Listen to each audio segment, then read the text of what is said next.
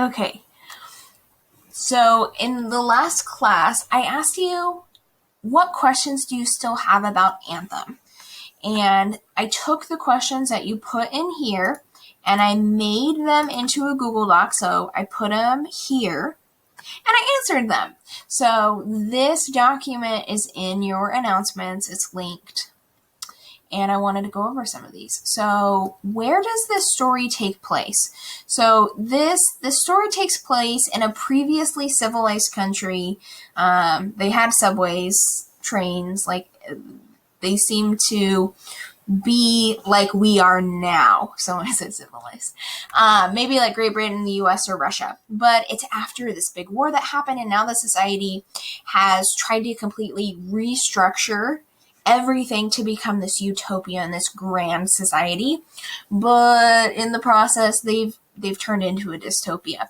So this is Ayn Rand's exaggerated example of a society that values the greater good over individuals' wants and happiness. So she was like preteen teenager through the Russian Revolution, and she saw how her country was prioritizing the greater good over individual wants and happiness. And she's like, where does this end? What if it goes to the point so far that you can't even refer to yourself as I, that we have to refer to ourselves as we? And so she wrote this book. What's the timeline of this story? I rephrased this, when does the story take place? And the story is set in the future, but it's after this great big war. And in the war, it mentioned that there was a big bonfire and they burned all the old texts and books. They called them scripts. And they lost a lot of knowledge about technology. So speaking of technology, what type of cars are they using? They are not using any cars. They have lost. They burnt the manuals. They're using horses and candles. There's no electricity. Technology, any advancement in technology has to be approved by the Council of Scholars, and only the Council of Scholars are the ones who can be like, we discovered this. So now we have this, our lovely little character, Equality. He is going to make a discovery and he's going to try to present it to the Council of Scholars. And we're going to see this week how that goes. Okay. Why is it forbidden to allow natural human feelings? Well, the natural human feelings like love, they're a threat to this society. Because if people loved, they would question. And when you love a fellow citizen, it means that you're putting them above like yourself and other people. And in this society, you're supposed to love everyone equally. So if you're loving someone, then it undermines the idea that the whole society and the greater good is more important than your little love story. Okay. So why is it forbidden for them to think beyond what they're taught? This is a great question. The leaders in this society do not want they don't want the people to think. So they don't want them to question or to know things. Equality mentions that in the couple weeks or months that he's been doing experiments in the tunnel, he's learned more than in 10 years when he was in school.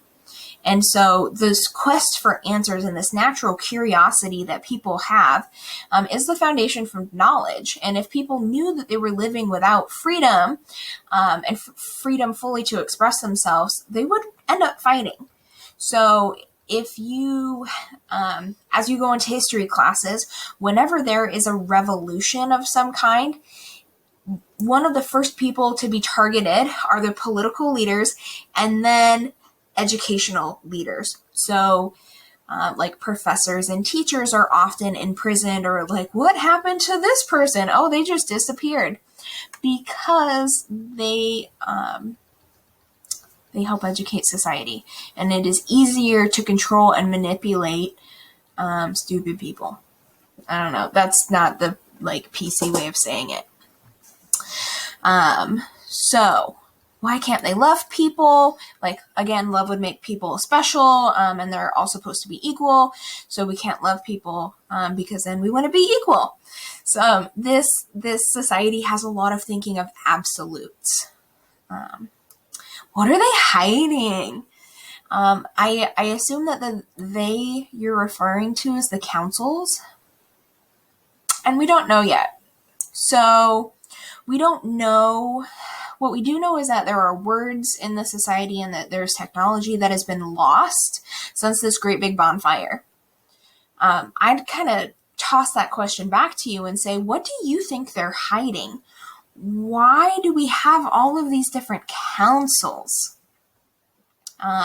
Why are people so afraid of others uncovering the truth? That's really similar.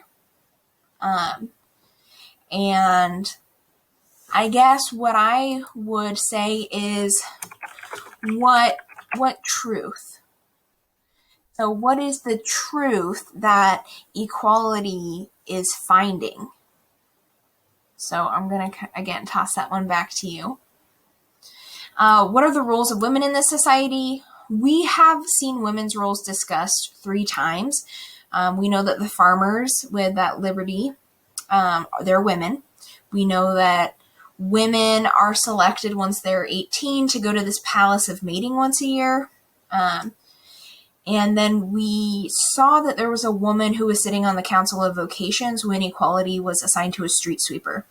Other than that, we don't have a lot of information about the roles of women. Why do women always have to please the men? Again, we don't have a lot of instances of this happening, but in general, in a patriarchal society, and that means when men are placed as the leaders, when men are in charge, then they get to dictate what women can do, where they can go, when they can do that. And this text seems to be a patriarchal society because we don't have a lot of examples of women in leadership. We don't have a lot of examples of women being treated equally to men. I don't think there's any women who are street sweepers. What is the forbidden word that guy was burned at the stake for knowing? Oh gosh, I love this one. I want you to think about this one. Because I'm not telling you yet because it's a major plot point. So keep that one in the back of your mind. This is a jumping off point. These are the types of questions that we would be answering and just having naturally if we were in a classroom, and now I kind of have to ask you in a little bit more formal way to type them out. But please keep the questions coming. You can submit them in your assignment as you have them. You can email them to me, and I'll just keep adding them to this list. These and my answers are not necessarily the whole picture. I'm taking a guess at where you're coming from, and I'm trying to address the question from what I think you need clarity on. If I totally didn't answer it the way you thought I should, or if you disagree, tell me, and we can talk about that, because that's the interesting part about English, is where we kind of geek out and get a little nitpicky. So these are the answers to your questions so far.